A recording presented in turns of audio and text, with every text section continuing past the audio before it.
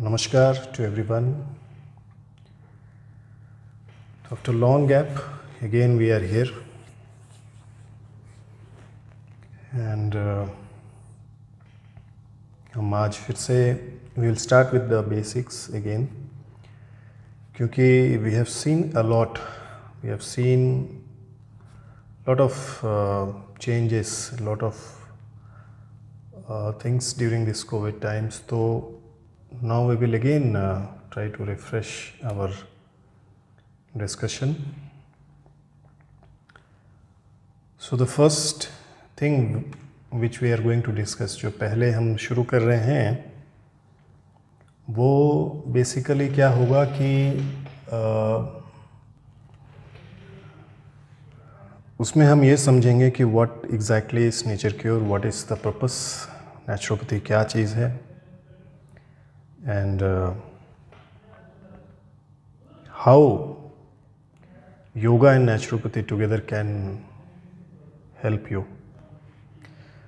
So we all know very well that naturopathy basically as a system definitely India में develop हुआ हो या ना हुआ हो, या जितना अभी डेवलप हो रहा है, बट जब भी हम नेचुरोपैथी के बारे में बात करते हैं तो we always discuss about the west कि उन्होंने दिया. तो आई वांट टू टेल कि जितने भी नेचुरोपैथ्स हैं, वी ऑल जो लोग भी करते हैं नेचुरोपैथी सिस्टम को फॉलो या उसके फिजिशियंस हैं, this nature cure basically if you study, आप अपने शिव संहिता को पढ़िए, सांख्य को भी पढ़िए, या any Indian philosophical Upanishads, many things are explain in that and which are very close to the principles of naturopathy. So what I will tell you is, दोनों को आप अलग नहीं कर सकते. You cannot divide naturopathy and yoga and make a different system. Both are basically एक ही सिक्के के दो पहलू आप कह सकते हैं.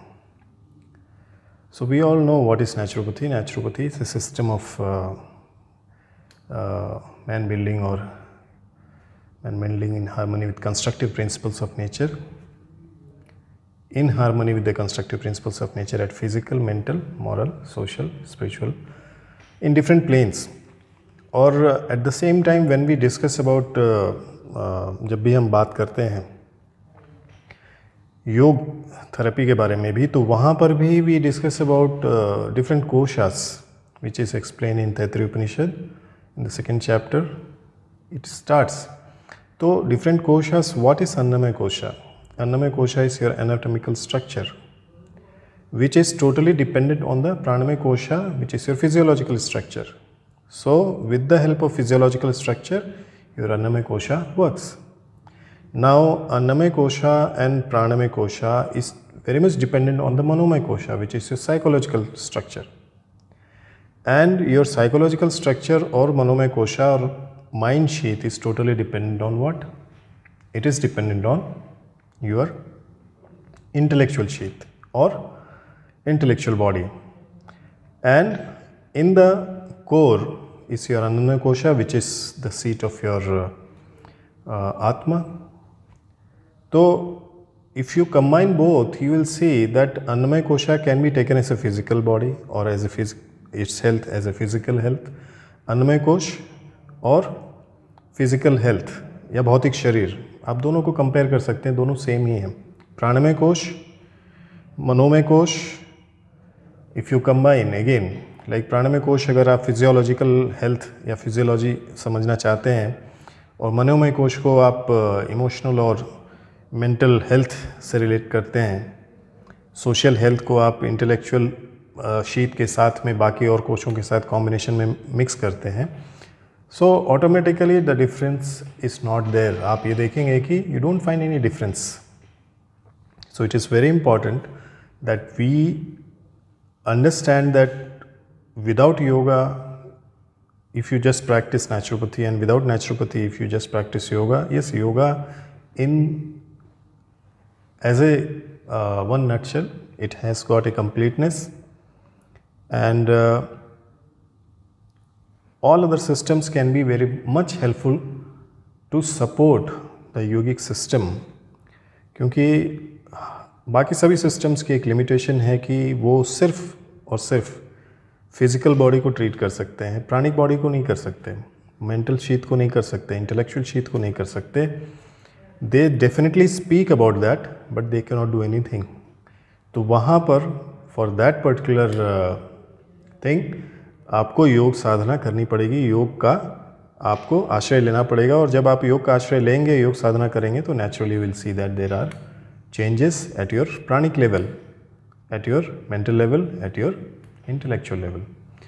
So when your intellect is highly developed and your mind is totally under the control, or you can say कि with the practice of yoga और योग साधना आपने अपनी वृत्तियों पर विजय प्राप्त कर ली है और आपकी मन की स्थिति एकाग्र अवस्था है, तो वहाँ पर क्या होगा, आप देखेंगे कि आपकी प्राणवायु सुचारू रूप से चल रही है. 3.5 लाख नाड़ियों में जो शिव संहिता में बताया गया है उसमें बहुत आराम से, या फिर 72,000 नाड़ियाँ आप जिस स्कूल को भी फॉलो करते हो, वो नाड़ी शुद्धि होकर पूरे प्राणिक बॉडी को क्लेंस करती हैं, सारे चक्रों को बैलेंस करती हैं, और physically at the physical level you will see the person is healthy.